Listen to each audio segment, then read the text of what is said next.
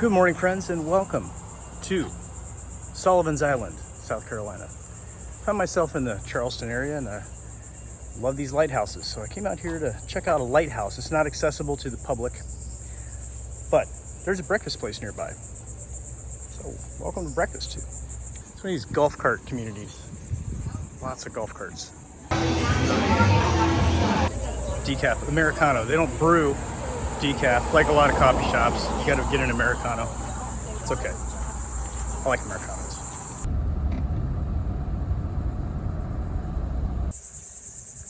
June 15th, 1962, the Charleston Light, or the Sullivan's Island Lighthouse, was first lit.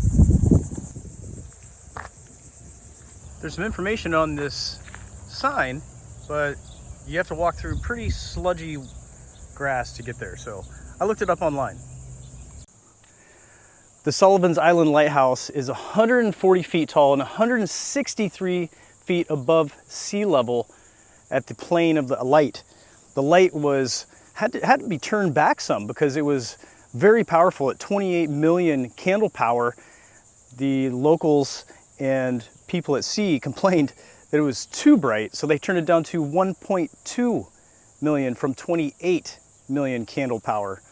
That's an incredible light. In fact, it made it the second most powerful lighthouse light in the Western Hemisphere. It's very bright. It's also constructed in a triangle to withstand winds of 125 miles an hour. The inside is made of steel and the outside is an aluminum alloy. It's also one of the only lighthouses in the country that has a working elevator in it. But unfortunately, the elevator doesn't work all the time. And there's some other structural problems that keeps the public out. But we can enjoy what we can from this fence up here. It's got a huge upper deck viewing area too. If you look online, you can see some pictures of that. It's very large. I bet the view is awesome. I'm gonna walk up the hill here and see what the view is like. Not sure what this building is, but here it is. Building, and I nearly got attacked by wasps up there. A couple hit my head. Really would love to see what it's like up there. Walking out to the beach right by the lighthouse here to see what it's like. It is beautiful out here. The Sullivan's Island Lighthouse was built to replace the Morris Island Lighthouse that was being destroyed by erosion. And I think that all of the lighthouses in the area, which I believe are 3, you're not able to climb them. So you can just see it from the outside. I think so. But there's a local historical landmark, an old fort, that I believe you can get the stamp for the Sullivan's Island Lighthouse and others. We'll go in there and find out some more information. Something else to note about the lighthouse, it used to be painted red at the top. And the locals did not like that color, so it was changed to black. Power of the people and stuff. Next stop is the Fort Moultrie Visitor Center. There's a lot of history here.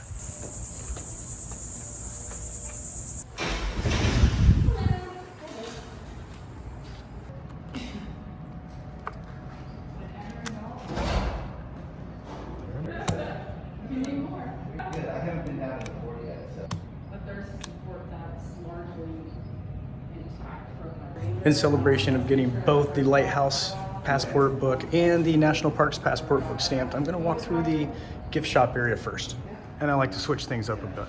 They have the patches that you all love, and the walking stick, pins, of course, postcards, pencils, mugs, coasters, and more passport books. Friends, this is a great deal for $12.95. Pick one up. You can go to their website and buy one too. There's a whole museum attached to the gift shop, of course. I'm gonna wait till the end for that because it's hot out and I wanna get some AC in the end. And it'll be something nice to look forward to the end of this video.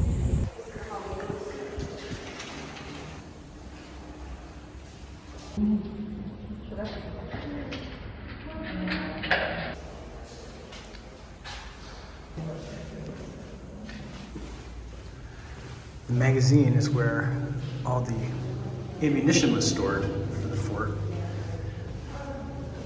It appears that they're all connected, as the sign says. Wow, this is bomb-proof and not echo-proof.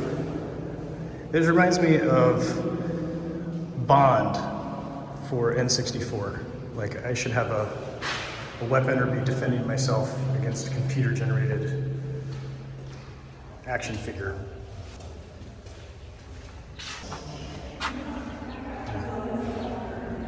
It looks like maybe shelves were sitting here upright, maybe. Who knows? Another echo room.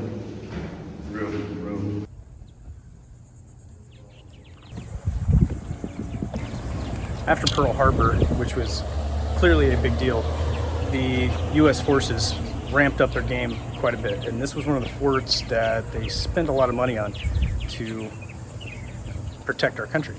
So this fort's been around for a while. It's in action for a long time. Now it's open for us to check out. But a lot of the ammunition barracks and the batteries, what you call them, where they would put the cannons and such, are out here for you just to check out. It's not in operation now, obviously, but cool old place to check out.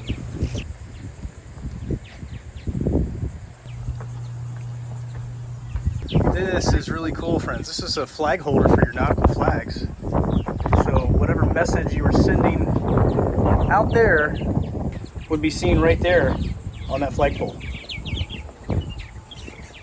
Wow, that's huge. On second look, I'm not really sure if this is a light or not. It looks like a fan, but what the heck? I'm not really sure. A couple of young men on a field trip informed me that yes, in fact, that is a signal light. So it's like a lighthouse. It is like a lighthouse. Time to go to the underground.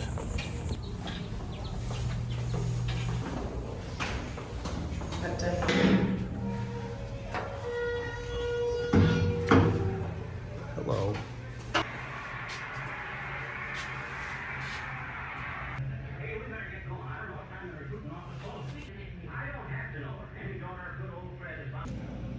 Radio room. WVEP Charleston. This room is interesting. This informational placard says that this room was the only room that the government paid money to install in any fort. It was a filtration system for chemical warfare. So within this room was the filter that would suck in air from the outside and blow in good clean air through the whole entire underground system of the fort to survive all of the soldiers that would be trapped out here.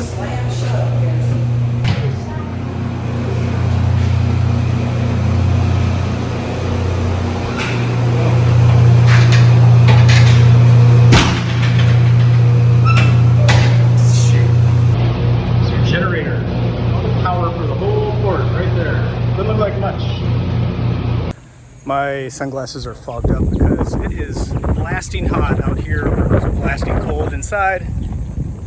It's actually not that bad. Breezy though. There's some big nuts. You just wander around all over the place here.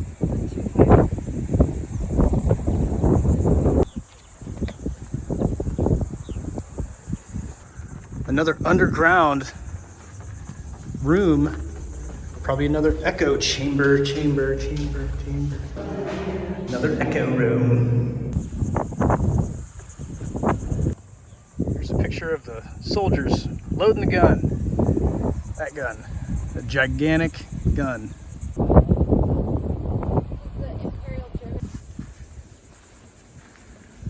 Let's see if we can get a look inside the barrel of this giant gun.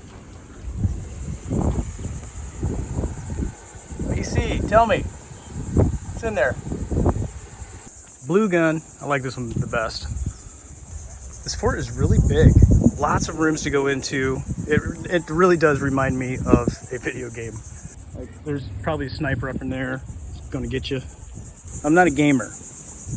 I do like some video games. I've played some in the past. I like Bond. Tetris is the best video game of all time, in my opinion. If If you want to see some really great games, or gamer that's like amazing stuff, go to my friend's channel, Grace Game Room. Check him out. Anyway, we're not here to talk about games.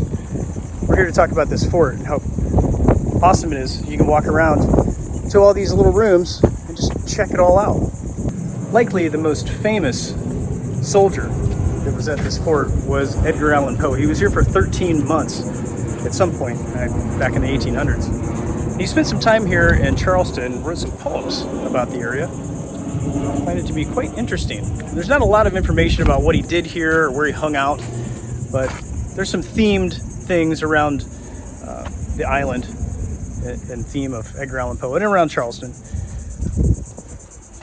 I like Edgar.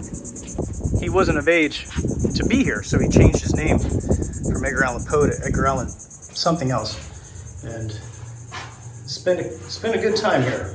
Well, not specifically in that tiny room, but Edgar Allan Poe did spend those 13 months here on this part of the island, on this fort, doing his military deed. This is an interesting guy, Edgar Allan.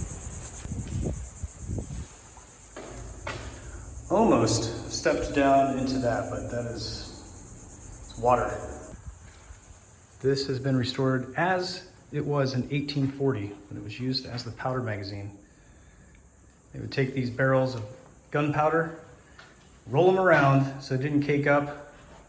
Not a job that I'd be interested in doing, especially on a hot day. It's getting a little warmer out. I think it's time to mosey to the inside, to the air conditioning, and learn some facts while being air conditioned. How about that? Not that it matters to you, because you're probably in air conditioning right now, wherever you're watching this. Doesn't matter. Okay, back in the AC. Much needed air conditioning. This was a good plan. So let's walk around and check out the museum. Cannonball. The fort was built in 1776. It was in operation until the 1940s. A lot went on here. That is a massive cannonball. Good grief. No shortage of good times. These bottles were unearthed when they were doing some excavation in the area. This image portrays all of the firepower that they had here at the fort. Just so many cannons. I don't think I've ever seen a fort with more cannons, ever. This guy means business. He was a sergeant, Company D, 8th U.S. Infantry, 1921. Doesn't say his name though. He just, the soldier that meant business. This exhibit is really deep. Just kidding, it's just not there anymore. They just took the guy's clothes off. It's kind of weird. This exhibit is about the slaves from West Africa specifically that came into the port of Charleston. Some of the relics of the slave trade and some history on that. I learned a couple things. I'm back in the gift shop and I'm going to get a gift. Some postcards. Fort Moultrie is a really interesting fort. Tons of firepower. Apparently, from what one of the rangers was saying, that this is a better fort to tour than even Fort Sumter, which is a $36 boat ride out to Fort Sumter. You get an hour to walk around. It's not as interesting as this one, so they say. So I'm fortunate, I feel, to have checked this out. This is not the only thing on Sullivan's Island that we're going to check out today. Given that Edgar Allan Poe spent time here, there's one place that I hear he spent time writing when he'd come back here after his military service, perhaps during his military service. I'm not really sure. We're going to go learn about that in just a moment.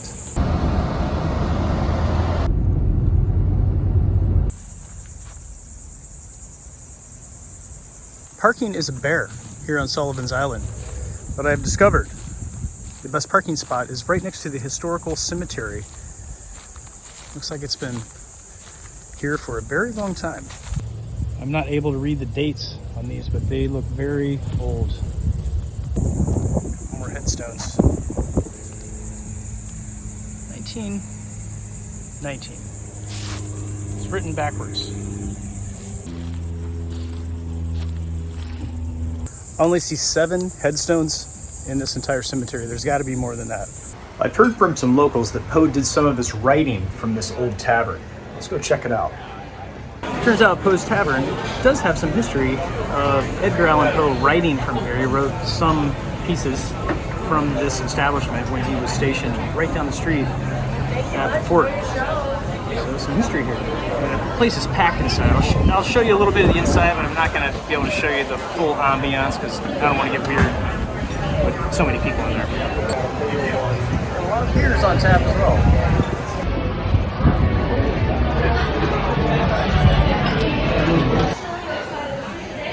There is Edgar Allan Poe stuff everywhere on the walls in this establishment.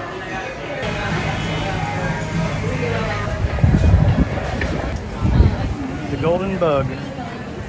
Just assuming that really cool mosaic bug was made after the golden bug, the poem or short story that Edgar Allan Poe wrote, likely while he was here at this part of the world.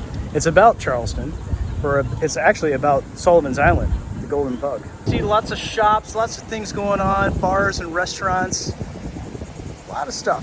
This is how the street signs are labeled here on the island. I've seen this all over the place. There's no normal street signs, it's just these old school concrete ones. The only signs you see on poles around here are these signs, and there is no shortage of those on Sullivan's Island.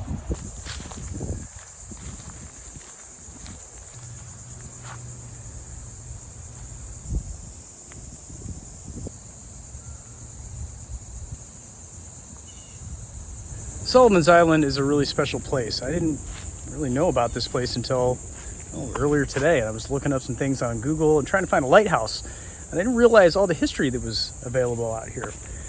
I really like this place, and I'd like to come back and do some more exploring of the island at another time, but for now, I'm going to make my way into Charleston and see what's going on there before I make my way back to Florida land, to the homestead. Friends, I'm glad you joined me today. Of course, I appreciate your company out here in Sullivan's Island. If you're ever out in this part of the United States, here by Charleston, South Carolina, make your way out here. Check out Sullivan's Island. There's a lot more than what I showed you today. Rest assured of that. Thanks for joining me, friends. I appreciate it. I'll see you in the next video.